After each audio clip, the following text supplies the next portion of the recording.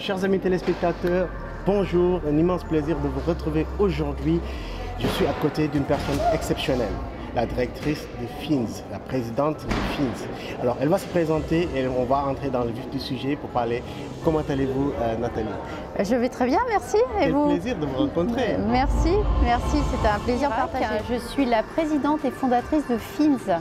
Alors FINS, qu'est-ce que c'est? C'est un outil d'aide à la décision, une plateforme destinée aux financeurs, aux banques, aux institutions financières, aux organisations internationales et à toutes les entreprises pour accélérer le financement des projets liés à l'eau, l'énergie et au climat. Alors concrètement, qu'est-ce que c'est? C'est tous les projets liés à l'agriculture, eau et énergie, on fait de la nourriture, et tous les projets de ville durable. Concrètement, nous avons des projets qui sont liés aux unités de transformation agricole, notamment sur le continent africain et en Asie du Sud-Est, mais nous sommes également aux côtés des agriculteurs en France, par exemple. Voilà.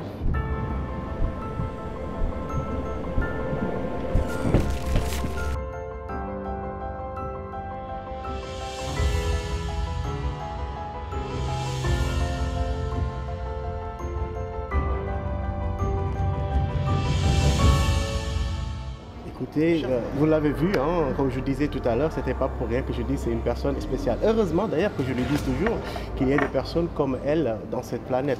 Alors qu'est-ce que ça vous fait si vous entendez des propos racistes sur les politiques? Qu'est-ce que ça vous fait, vous qui travaillez beaucoup pour ces causes nobles en fait? Écoutez, moi je suis toujours très étonnée de ces propos, dans le sens où pour moi ils sont complètement anachroniques et complètement dépassés. Je crois qu'aujourd'hui, au XXIe siècle, l'histoire a montré qu'on avait tout intérêt à être dans l'entraide, dans la complémentarité de nos richesses, voilà, aussi différentes mais aussi largement communes. On s'aperçoit que les personnes qui sont très loin de nous géographiquement sont souvent très proches de nous dans l'âme et dans ce qu'elles se proposent de faire pour eux, pour leur communauté, pour leur famille, etc. On est tous les mêmes. C'est clair. Alors, qu'est-ce que ça vous fait de voir ces genres d'organisations sur l'entrepreneuriat, sur l'Afrique, sur le diaspora africain qui sont en train de travailler, de monter des projets pour prôner ce vivre ensemble, mais aussi pour apporter leur savoir-faire et leur expertise économiquement, etc. Cette immigration positive, disons. Pour moi, il était temps. Il était temps, dans le sens où on sait que les diasporas sont la première source d'investissement direct étranger dans les différents pays. Oui, les transferts liés, permis par les habitants des différentes diasporas sont la première source des investissements directs étrangers avant l'aide au développement. Donc voilà, donc économiquement, c'est une force qui était d'ailleurs un petit peu bizarre de ne pas prendre à sa juste valeur dans tous les sens du mot. Voilà, parce que c'est une valeur évidemment patrimoniale, économique, mais c'est surtout une valeur qui, mieux que les habitants, certes, qui sont à l'étranger et ceux de la diaspora, mais aussi les habitants des pays, sont mieux à même de développer économiquement des projets. C'est clair, c'est clair. Alors en fait, et vous accompagnez souvent ces genres de projets-là, parce que je vous vois voyager beaucoup, un peu partout dans le monde, justement parce que FINS fait pas mal de projets, développe ça pas mal d'activités partout dans le monde, et surtout en Afrique, sur ce continent-là, mais partout dans le monde aussi. Donc c'est quoi votre secret? Qu'est-ce qui vous inspire à faire tout ça? Écoutez, c'est l'urgence, c'est l'indignation. Nous, on a créé FINS très concrètement en se disant, écoutez, les besoins les plus essentiels, eau, énergie et adaptation aujourd'hui climatique, ne sont pas financés à la hauteur qu'ils devraient. On n'a que 10% de ces projets qui sont financés sur 960 milliards de dollars qui pourraient l'être et qui ont besoin de l'être. Demain, un humain sur deux, donc c'est-à-dire soit vous, soit moi, souffrira de tout ce qui est manque d'eau ou insécurité alimentaire. Donc ça nous concerne absolument tous sur le globe. Et vous avez raison, effectivement, ces projets sont encore plus criants sur le continent africain ou dans le sud-est asiatique. Mais bon, je crois que très vite, on voit déjà que les inondations, les sécheresses et les manques d'eau sont déjà largement part, que ce soit aux États-Unis, en Europe. Voilà. Donc l'urgence climatique fait qu'il y a une raréfaction des ressources. Donc aujourd'hui, on peut parler de l'eau comme une ressource rare, hein, voilà, et peu de personnes en ont conscience.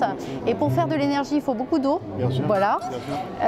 Et puis, effectivement, la démographie fait que la raréfaction de ces ressources sera encore plus galopante dans les prochaines années à venir. Donc il y a vraiment urgence à financer ces projets liés à tout ce qui nous permet de vivre. C'est des besoins vitaux. Bien sûr. Voilà. En fait, justement, en fait, je pense qu'aujourd'hui, c'était là où devraient être les politiques, en fait, sur leur discours.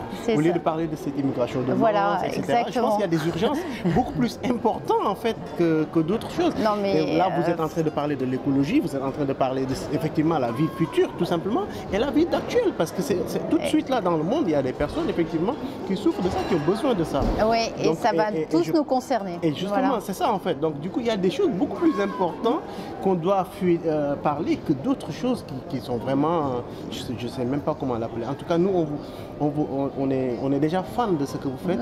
En fait, on est, tu le sais, hein, de toute façon, tu vois à quel point moi j'insiste et j'apprécie énormément ce que vous faites pour ce continent qui est l'Afrique, mais aussi pour ce travail que tu fais sur ce vivre ensemble. Alors là, je viens sur le point parce que je l'appelle toujours comme ça, la France, elle est métissée. Est-ce que toi, tu me dis oui ou non? Oui, la France, elle est métissée, elle l'a toujours été. La France tire ses richesses de ce métissage. Pour moi, j'allais dire, la notion même d'immigration est complètement dépassée, je le disais tout à l'heure, puisqu'on est une seule et même planète. Donc, à moins de tourner en rond, je veux dire, on revient toujours au même point de départ. Voilà, donc c'est vraiment complètement dépassé. Mais quand on a malheureusement des choses qui se profilent avec une telle certitude, hein. On sait que ces choses-là vont arriver, l'urgence climatique, le fait de manquer de certaines ressources, etc. On a juste à s'entraider. Enfin, c'est évident. Et puis on est tous les mêmes. Enfin, on a tous envie de faire grandir nos enfants dans un environnement serein, avec une belle éducation, des énergies qui permettent de protéger leur santé, une nourriture saine. Enfin, tous ces éléments, on est tous absolument les mêmes. Toutes les sciences de l'homme le démontrent. Donc, ça me paraît mais tellement anachronique, malheureusement. On fait plus, j'allais dire, ce sont des recettes électoralistes. Malheureusement, on profite de quelques-uns qui veulent s'enrichir sur le dos de l'ignorance, de attiser la peur, alors que la plupart des gens, enfin la plupart des Français, lorsqu'on leur demande est-ce qu'il y a trop d'immigrés en France, etc., disent non, en fait, finalement, parce que tout le monde a dans son entourage ou est soi-même dans sa famille complètement métissée. Donc effectivement, on essaye d'inventer la peur de quelques-uns et on récupère la frustration de beaucoup. Je crois que c'est surtout ça et c'est complètement anachronique. Il y a vraiment des combats sur lesquels on devrait s'entraider dès maintenant. Bien sûr. Voilà. En tout cas, là, on touche on avait normalement 10 minutes, là on a 9 minutes 23, donc ça va tellement vite, t'as vu? D'accord, c'est ça. Et donc, du coup, en tout cas, on se donne rendez-vous pour la prochaine. Alors, quel est le mot de la fin et quel est le conseil que tu donnes à ce monde fou maintenant qu'on vit, quoi?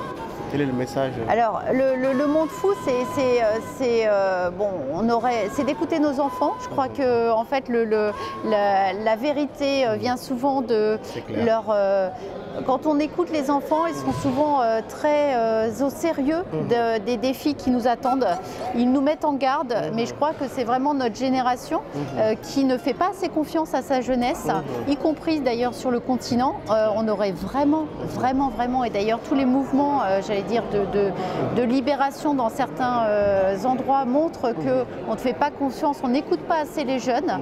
Et moi, voilà, écoutez les jeunes, écoutez les enfants.